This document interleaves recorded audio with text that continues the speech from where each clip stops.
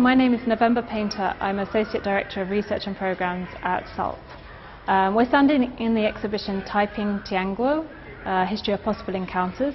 This exhibition was organised by a gallery space called Parasite in Hong Kong by two curators, Cosmin Costina and Do-Yun Chong, who works for MoMA in New York.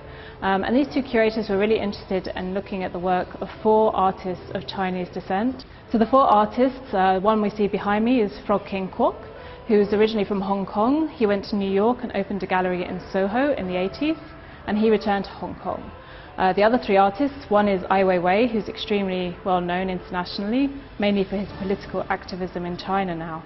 But he moved to New York in the 80s, and at the time he wasn't producing artwork as we know it now. He was photographing and documenting street activity, demonstrations, the social public sphere, and how people interacted with the police, which obviously later influenced his work when he returned to China.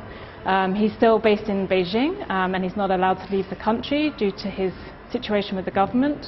The other two artists are Martin Wong, who was a third-generation Chinese who grew up in San Francisco and then moved to New York.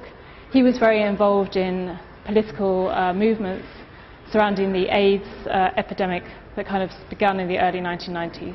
He later died from AIDS. And then the fourth artist is Taiching Xie, who's an extremely important performance artist. He went to New York illegally by boat in the 80s, and he worked in cafes and restaurants to make a living, and then he started working on what he called his one-year performance project, and he would do a series of one-year-long performances. The ones documented here are one where he locked himself in a cage for a full year, and the other artists in the show would help him and give him food and support him.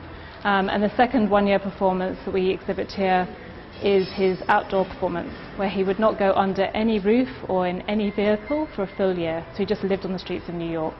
And his last project was called the 13-Year Plan, in which he produced no work of art, he saw no art, he spoke nothing about art.